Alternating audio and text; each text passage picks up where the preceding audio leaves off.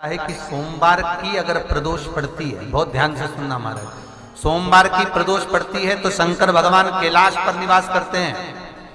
मंगलवार की प्रदोष पड़ती है तो शिव काशी में निवास करते हैं।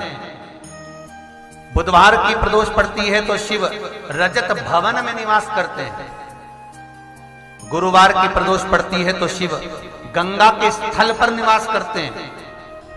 शुक्रवार की अगर प्रदोष पड़ती है तो शिव नीलकंठ पर विराजमान होते हैं।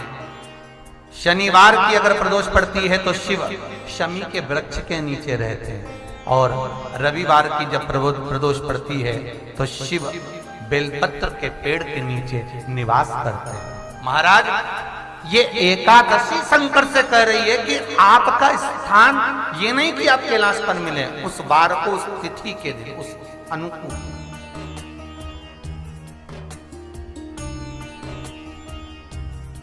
हमारे यहां कहते हैं सोमवार की जो प्रदोष पड़ती है वो इच्छा पूर्ति करती है।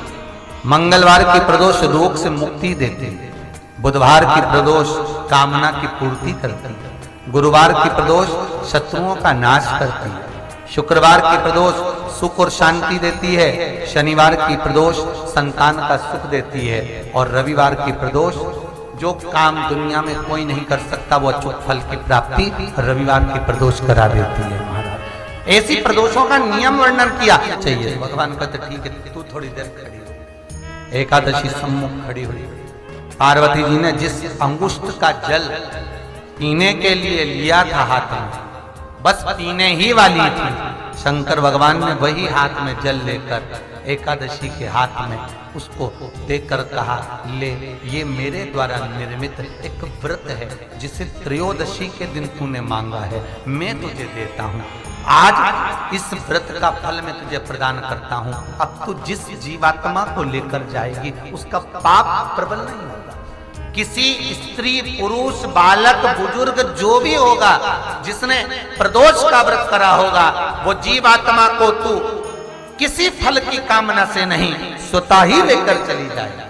उसमें कोई कामना नहीं है। बन सके जीवन में 11 प्रदोष या 26 प्रदोष करने के बाद आप उसका उद्यापन कर विराम भी दे सकते।